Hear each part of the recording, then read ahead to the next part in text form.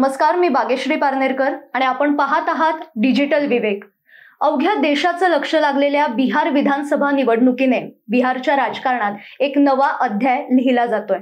जेव्हापासूनच बिहार विधानसभा निवडणूक जाहीर झाली होती तेव्हापासून आपण वेगवेगळ्या चर्चा ऐकल्या, अनेक विश्लेषणं ऐकली। एक्झिट पोल, ओपिनियन पोल, अगदी राजकीय विश्लेषक यांनी वर्तवलेल्या अंदाजानुसार एनडीएने विजय मिळवला, पण अपेक्षेपेक्षा जास्त जागा मिळाल्याने सगळ्यांसाठीच हा आश्चर्याचा धक्का होता। भारताच्या राजकारणात एक नवा इतिहास रचत नितीश कुमार 10व्यांदा बिहारच्या मुख्यमंत्री पदावर विराजमान होताय। या संपूर्ण बिहार निवडणुकीचे निकाल याविषयी सखोल विश्लेषण करणारी आजची ही विशेष मुलाखत। आणि आज आपल्या सोबत आहेत माध्यम तज्ञ, ज्येष्ठ पत्रकार डॉक्टर उदय निरगुडकर। नमस्कार सर। नमस्कार। मी साप्ताहिक विवेक मध्ये तुमचं खूप मनापासून स्वागत करते। सर, बिहारच्या राजकारणाचा राष्ट्रीय राजकारणावर परिणाम होतो असं बोललं जातं आणि आत्ताचे जे बिहार विधानसभा निवडणुकीचा जो निकाल लागलाय त्यातून काय दिसतंय किंवा त्याचं काय वैशिष्ट्य आहे? साप्ताहिक विवेकसाठी मुलाखत देतोय म्हणून मी हा शब्दप्रयोग करतोय असं नाही, पण बिहारच्या जनतेने आपला विवेक जागृत ठेवून मतदान केलं असं मला निश्चितपणे म्हणावं असं वाटेल। याचं कारण दिस इज स्मार्ट वोटिंग। म्हणजे आता जर कोणी कोणाच्या बाजूने जायचं झालं तर जसं महाराष्ट्रामध्ये उद्धव ठाकरे यांनी केलं की आयत्या वेळेला त्यांनी एनसीपी आणि काँग्रेसची साथ धरली, तशी कुठलीही शक्यता मतदारांनी तिकडे शिल्लक ठेवली नाही। Result gave only one option. कुठल्याही प्रकारचे परम्युटेशन, कॉम्बिनेशन, डकवर्थ लुईस फॉर्म्युले काहीही याच्यात नव्हतं। ज्या एका गोष्टीची चर्चा झालेली नाहीये ती गोष्ट आहे, अर्थात त्याचं सेफॉलॉजिकल अनालिसिस करण्याइतका डेटा आता माझ्याकडे उपलब्ध नाहीये, परंतु दिल्लीमधला दुर्दैवी बॉम्बस्फोट झाल्यानंतर दुसऱ्या दिवशी मतदान झालं, त्यामुळे त्याचा काही परिणाम मतदानावर झाला का, दुसऱ्या फेरीतल्या मतदानाची टक्केवारी, तिथे पडलेली मतं, या सगळ्याचं विश्लेषण जरा आणखीन बारकाईनं करावं लागेल, परंतु तो मुद्दा फारसा चर्चेला आलेला नाही हे देखील मी सुरुवातीला नमूद करतो। आता या सगळ्याचं वर्णन लोकांनी सुनामी, वेव, मोठी लाट असं जे केलं होतं ते सत्य आहे। याचं कारण जनता दल युनायटेडची जी मागच्या वेळची मतांची टक्केवारी होती ती 15.39 होती, ती आता वाढून 18.87 वर गेली। भारतीय जनता पक्ष थोडा वाढला, 19.5 वरून 20.68 वर गेला। लोक जनशक्ती पार्टी, चिराग पासवान 5% होते, 5% राहिले। काँग्रेस 9% होतं, 9% राहिलं। आणि तेजस्वी यादव, लालू यादव यांचा आरजेडी हा 23% होता, तो 23% राहिला। म्हणजे तसं पाहिलं तर सर्वांच्या मतपेट्या ह्या तशा सुरक्षित राहिल्या असं म्हणावं लागेल। फक्त जनता दल युनायटेडची मतं मात्र खूप वाढली।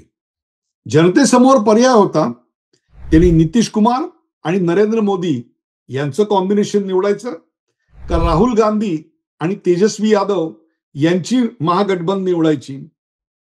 आता याच्यात चूक मुळात अशी झाली महागठबंधनकडून आणि विशेषतः तेजस्वी यादव, म्हणजे बेडूक किती फुगला तरी तो बैला एवढा मोठा होत नाही। त्यांनी थेट अजूनपर्यंत आपण एकही राज्याची निवडणूक जिंकलेली नसताना, ज्यांनी बिहार 4 वेळा जिंकलं, ज्यांनी देश 3 वेळा जिंकला, ज्यांनी या देशात 100हून अधिक राज्यांच्या निवडणुका ज्यांच्या चेहऱ्यावर लढून जिंकल्या, त्यांनाच डायरेक्ट आव्हान दिल्यामुळे तेजस्वी यादव वर्सेस नरेंद्र मोदी अशा प्रकारचा काहीतरी एक विचित्र आणि विषम लढा इकडे पाहायला मिळाला। असंही पाहायला मिळालं की मागच्या निवडणुकी किंवा त्याच्या आधीपासून महादलित अशा नावाचा एक वेगळा वर्ग नितीश कुमार यांनी जाणीवपूर्वक जोपासलेला होता, त्याचं मतदान हे जेडीयू आणि बीजेपी यांच्यासाठी अत्यंत लक्षणीयरित्या झालं। एक मात्र मान्य करावं लागेल की महागठबंधन आणि महायुती यांना पडलेल्या मतांमध्ये फारसा फरक पडला नाही, परंतु हे सगळं अरिथमेटिक असं झालं की त्यामुळे भारतीय जनता पक्षाला आणि विशेषतः जनता दल युनायटेडला एक प्रचंड बहुमत मिळालं। हे बहुमत कशाकरता मिळालं? हे बहुमत जातीच्या आधारावर नव्हतं, हे होतं सुशासनावर, हे होतं डबल इंजिनच्या सरकारवर। हे होतं प्रस्थापितांच्या विरोधात मतांचं रान पेटवणाऱ्यांना त्यांची जागा दाखवून देणार. खोटी प्रॉमिसेस देऊन प्रत्येक घरटी आम्ही एक जॉब देणार आहोत अशा प्रकारचं आश्वासन देणाऱ्यांना त्यांचं आश्वासन फोल आहे हे आम्हाला कळलेलं आहे हे दाखवण्याचं हे मतदान होतं.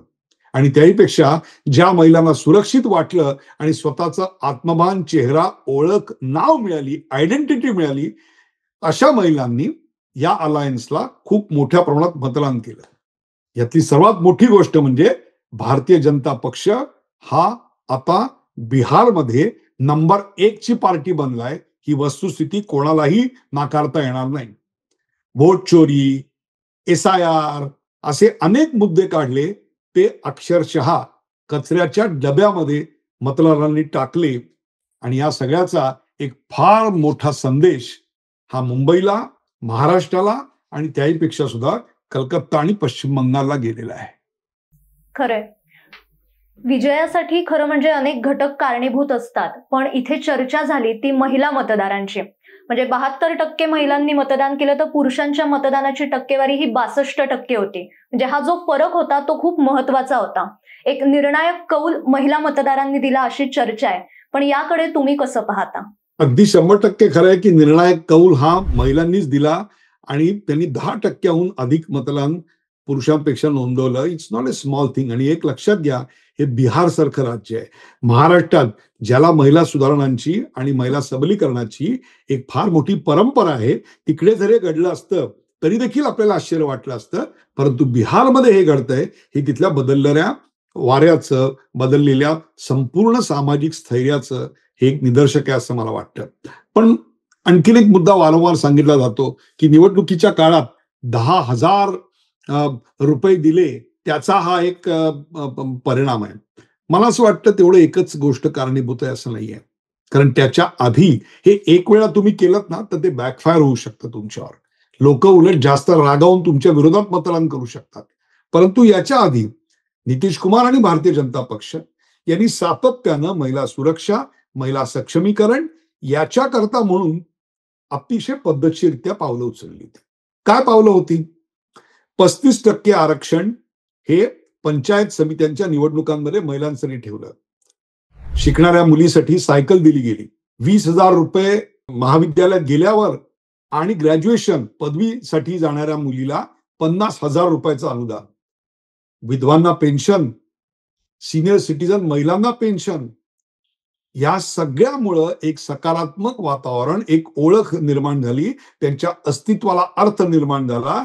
आतापर्यंत बिहार मधली स्त्री ये किसी की बेटी थी, किसी की बहू थी, किसी की मां थी, लेकिन आज वो अपने नाम से जाने जाती है. इतकी तिला स्वतःची ओळख मिळाली, सुरक्षितता मिळाली. तिच्या हातातल्या पैशामुळे तिच्याकडे एक पर्चेसिंग पॉवर आली. आता छोट्या मोठ्या गोष्टी घरातल्या खरेदी करताना तिला आपल्या नवऱ्याकडे हात पसरावे लागत नाहीत, तर ती स्वतःचा उद्योग सुद्धा त्यातून उभारू शकते.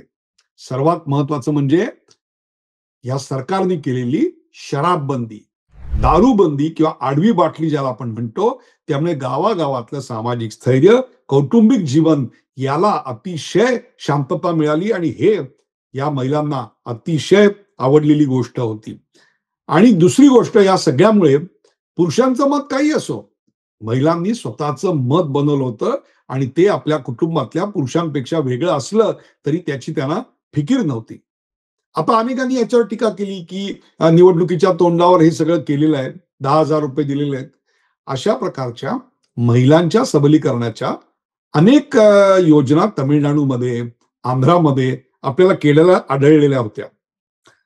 आणि मला असं म्हणायचंय की ज्यांना हे गैर झाले असं वाटतं त्यांनी ते सगळे विरोधक आधारच्या विरोधात, SIRच्या विरोधात कोर्टात गेलेले होते. मग या 10,000 रुपयाच्या गोष्टीबद्दल ते कोर्टात का गेले नाहीत असा मला प्रश्न पडलाय. आणि इथंच तर खरी मेख आहे. नुसते 10,000 देऊन चालत नाही. 10,000 देणाऱ्याची नियत आणि त्याची विश्वासार्हता आणि त्याचा आतापर्यंतचा सुशासनाचा ट्रॅक रेकॉर्ड हा अतिशय महत्वाचा आहे. महाराष्ट्रामध्ये आपण पण पाहिलं की लाडकी बहीण याच्या अंतर्गत जे महिना पैसे दिले गेले, ते पैसे देणाऱ्याची नियत आणि त्यांचा ट्रॅक रेकॉर्ड हे अतिशय महत्वाचं आहे.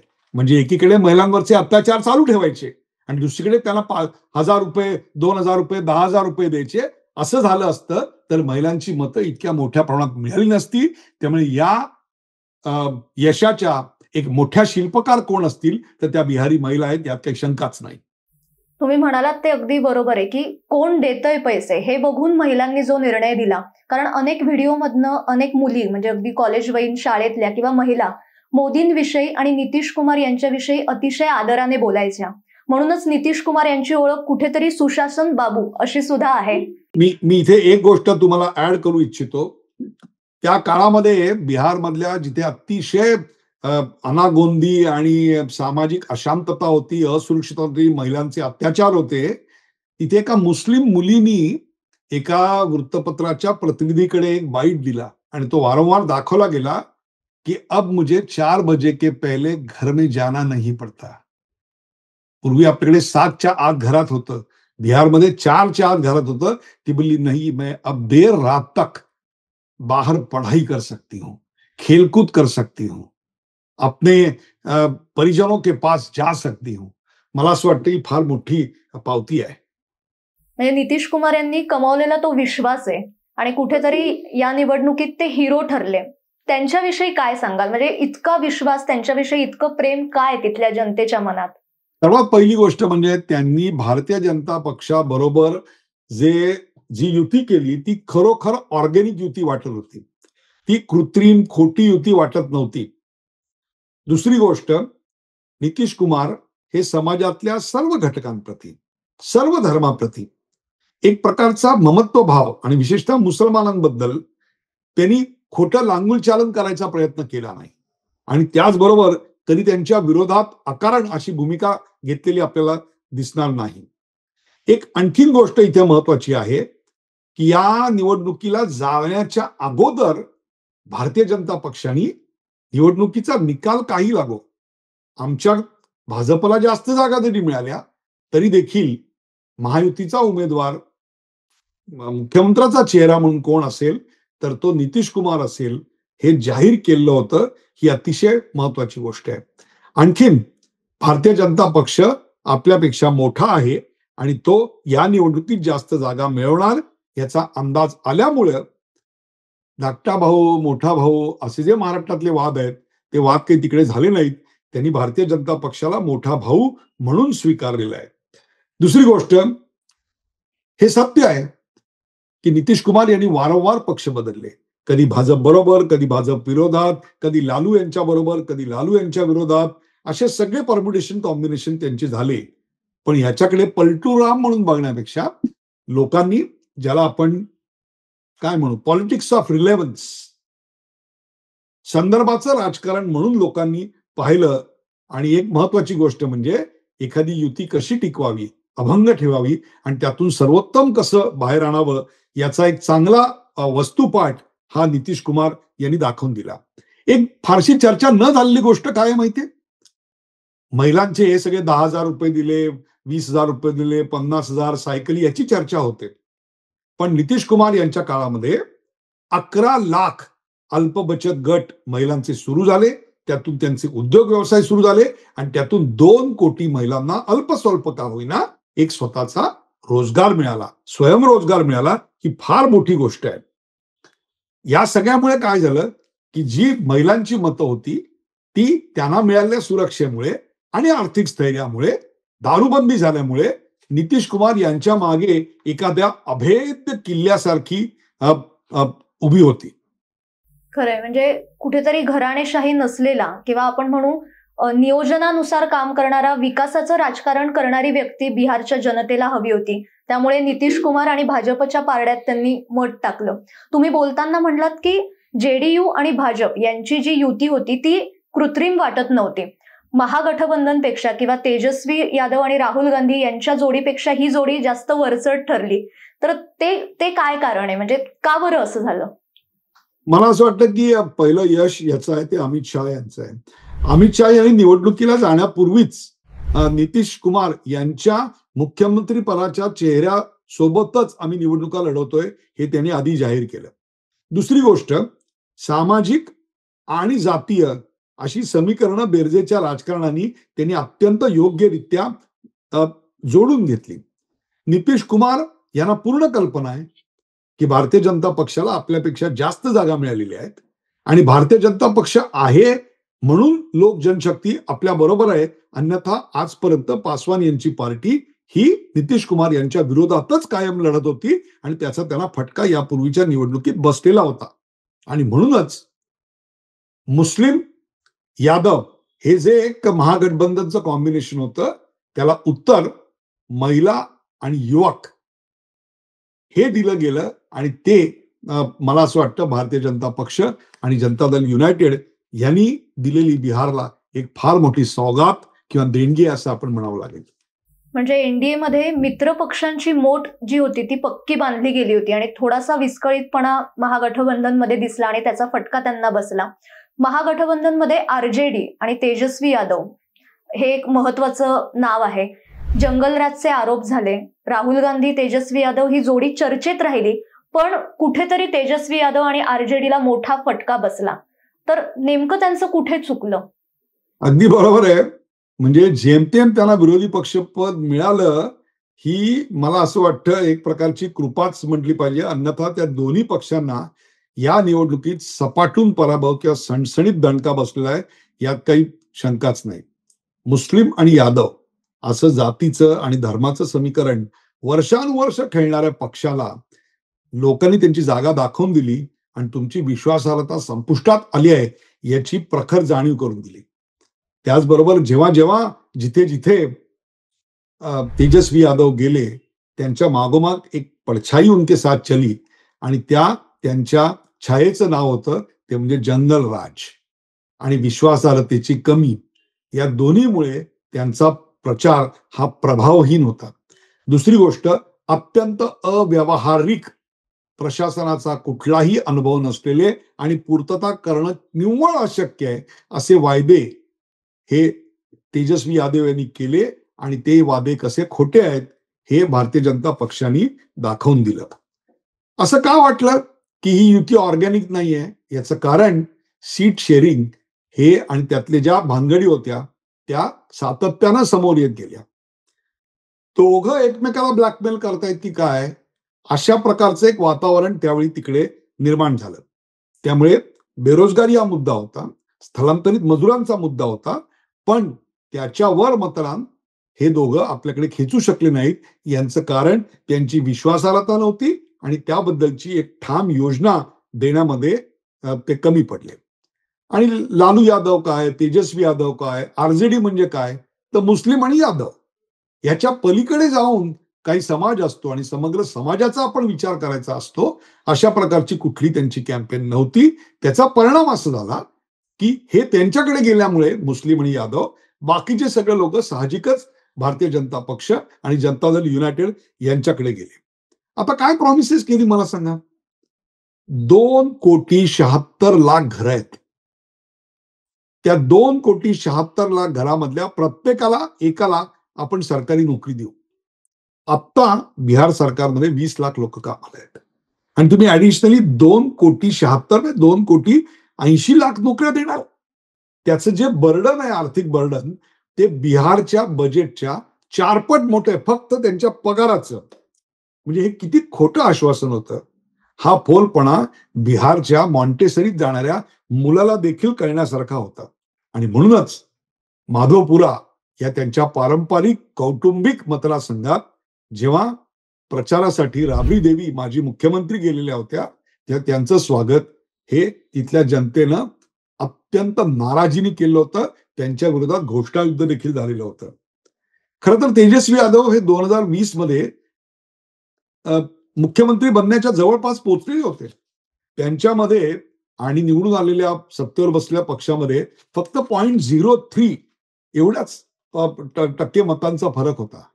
परंतु आपलं वागणं, अहमन्यता, घराणेशाही, इतरांना तुच्छ लेखणं, जातीपातीचं राजकारण करणं यामुळे त्यांची स्वीकारार्हता अत्यंत कमी होती. दुसरी गोष्ट, लालू प्रसाद यादव देखील असंच करायचे, पण का निवडून आले? तर त्यावेळच्या जंगलराजची दहशत बसवण्यात ते यशस्वी झालेले होते. हे दुर्दैव आहे बिहारचं. त्यामुळे बिहार विकासच्या वाटेवर जाऊ शकला नाही कोणी तिकडे गुंतवणुकी केल्या नाहीत, त्यामुळे रोजगार निर्माण झाला नाही आणि त्यामुळे स्थलांतरित मजुरांचा लोंढा महाराष्ट्र, दिल्ली या सगळ्या ठिकाणी आपल्याला पसरलेला दिसतो. परंतु लालू यांनी कायम सामाजिक न्यायाची भूमिका घेतली आणि यांनी आम्ही लोकांना नोकऱ्या देऊ ही आर्थिक न्यायाची भूमिका घेतली आणि हे बुमरँग झालं. 60% बिहारी आज बिहार सोडून इतरत्र काम करतायत. दुसरी गोष्ट, महिलांना सर्वात जास्त जागा जर कोणी दिल्या असतील तर त्या तेजस्वी यादवनी दिल्या. पण हे सगळं नाटक निवडणुकीपुरतं आहे. इतर वेळेला कधी महिलांच्या बाबत काही चांगली भूमिका घेतलेली आहे असं आपल्याला दिसत नाही. त्यांच्यामधल्या कौटुंबिक महिलांचे वाद हे वारंवार चव्हाट्यावर आलेले आहेत आणि ते सगळे लोकांनी पाहिलेले आहेत. मध्येच निवडणुकीच्या प्रचारात काय त्यांनी सांगितलं की 24 ते 29 या वयोगटातले मतदार मला निवडून देणार आहेत. आता 24 ते 29 या वयोगटात एकूण मतदारसंख्येच्या किती मतदार आहेत त्यांना माझ्या बाजूने आणण्याकरता मी काय करतोय हे काहीही सांगितलेलं नाही. म्हणजे किती खोटं होतं बघा. आणि दुसरं, वोटिंगच्या दिवशी तेजस्वी यादवनी स्टेटमेंट काय केलं मीडियासमोर, मैं लालू का बेटा हूं. त्या जंगलराजची आठवण तुम्ही का करून देताय? म्हणजे तुम्हाला असं वाटतंय की त्या जंगलराजची धमकी दाखवून तुम्ही आता पुन्हा निवडून येणार आहात? एवढी अक्कल शून्यता दाखवल्यानंतर लोकांनी यांना का बरं निवडून द्यावं? म्हणजे केंद्रीय गृहमंत्री अमित शहापासून पंतप्रधान मोदींपर्यंत प्रत्येकाने त्यांच्या भाषणामध्ये जर आरजेडीची सत्ता आली तर जंगलराज पुन्हा येईल हे वारंवार सांगितलं होतं आणि जनतेने ते येऊ नये म्हणूनच एनडीएला मतदान दिलेलं आहे. आता या सगळ्यात अजून एक मुद्दा आहे, तो तेजस्वी यादव प्रमाणेच राहुल गांधी. त्यांच्याकडे कोणतेही विकासाचे मुद्दे नव्हते. त्यांचा जो भर होता तो फक्त वोट चोरी किंवा निवडणूक आयोगाची SIR मोहीम किंवा भाजप आणि पंतप्रधान मोदी यांच्यावर निशाणा साधणं. तर याचा फटका काँग्रेसला बसलाय का? किंवा काँग्रेसचं एकूणच बिहारच्या राजकारणातलं आता स्थान काय? मी यापूर्वी देखील सांगितलेलं आहे, अनेकदा बोललेलो आहे की भारतीय जनता पक्षासाठी स्टार प्रचारकांची यादी जाहीर होते, त्यात भाजपचे नेते असतात. खरं तर त्यांनी एक अपवाद म्हणून या यादीमध्ये राहुल गांधी यांचं पण नाव घातलं पाहिजे. याचं कारण राहुल गांधी निवडणुकीच्या काळात जी बाष्कळ बडबड करतात त्याच्यामुळे त्यांच्या पक्षाचं नुकसान होतं आणि भारतीय जनता पक्षाला मात्र त्याचा फायदा होऊन जातो. या निवडणुकीत काय त्यांनी केलं नाही मला सांगा. काँग्रेसचा प्रचार इतक्या हीन पातळीला गेला होता, इतका बिंडोक प्रचार. छठ पूजा हा ड्रामा आहे. मोदीजींना त्यांच्या आईबद्दल अपशब्द वापरायचे आणि ते सुद्धा निवडणुकीच्या वेळा ही अभद्र टिप्पणी करायची. अदानी आणि अंबानी यांच्यावरची टीका सूटबुटकी सरकार चालू ठेवायचं. ज्याला कोणीही पक्षात आणि पक्षाबाहेर आणि मतदार विचारत नाहीत अशी व्होट चोरी, EVM हे सगळं चालू ठेवायचं. SIRच्या विरोधात बोलत राहायचं आणि आधी SIRची मागणी आपण स्वतःच करत राहायचं. हे सगळं खोटं उघडं पडत होतं. त्यामुळे काँग्रेस ह्या निवडणुकीत अक्षरशः तोंडावर पडली. तुम्हाला मी गंमत सांगतो, एक नॅरेटिव्ह पसरवलं यांची इमेज पुन्हा घडवण्याकरता आणि ते म्हणजे 2004 पासून राहुल गांधी यांच्या नेतृत्वाखाली काँग्रेसनी 41 राज्य जिंकली. इतका प्रचंड मोठं यश त्यांना मिळालं असं सांगितलं जातं. पण यातली किती राज्य त्यांनी दुसऱ्या पक्षाबरोबर गठबंधन करून निवडून आणली हे मात्र सांगितलं जात नाही. ते सगळं यश हे एका व्यक्तीच्या नावावर दिलं जातं. एक लक्षात घेतलं पाहिजे की व्होट चोरी आणि SIR हे निवडणुकीचे मुद्दे नव्हते. हे मी सांगत नाहीये, हे योगेंद्र यादव यांनी देखील निवडणुकीच्या काळात आणि निवडणुकीच्या नंतर दिलेल्या मुलाखतींमध्ये सांगितलेलं आहे.